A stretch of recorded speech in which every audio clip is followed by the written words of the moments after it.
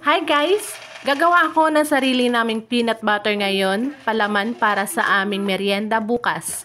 Bumili lang ako ng 1/4 kilo ng mani na wala ng balat. Sinangag ko lang ito hanggang sa maging toasted at ganyan na ang kanyang naging itsura. Pinalamig ko lang ng kasaglit at nilagay ko na sa aking food processor at naglagay ako ng konting asin at 3 spoon ng sugar. At pagkatapos ay i-grind ko lang dito sa aking processor hanggang sa maging pino.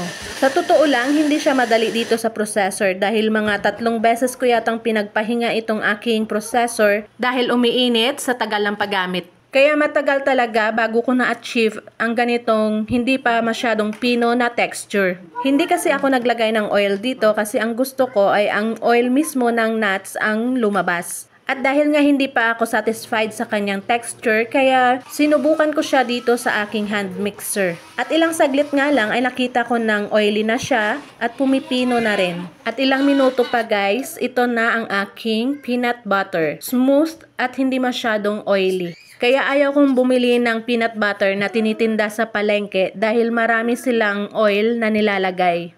At ito na guys ang finished product ng aking peanut butter. Tamang-tama lang ang salt at sugar na aking nilagay dahil hindi siya matamis kundi nutty. At ito na ang peanut butter na ginawa ko kagabi. Ipapalaman na namin siya ngayon sa aming tinapay para sa aming merienda. Bumili lang ako ng sliced bread. Ayan, ganyan. Masarap din ang tinapay na ito guys. At syempre, hindi mawawala ang aking black coffee. Sarap ng peanut butter. So, nutty. Hanga din talaga ako sa anak kong ito. Napaka-independent niya. Mahigit 2 years old pa lang siya, pero mas gusto niya na gumawa para sa sarili niya. Hindi na yan nagpapasubo sa pagkain, at siya na rin ang naghuhubad ng diaper niya kapag feeling niya ay masyado ng mabigat ito. Yummy. Yummy! At dahil masarap itong peanut butter, kaya papak na lang siya ng peanut butter. Lagay lang siya ng lagay sa kanyang tinapay, pero yung peanut butter lang talaga yung kinakain niya. At yun lang guys, nabusog na kami sa aming merienda. Maraming salamat sa panonood. At merienda na rin kayo.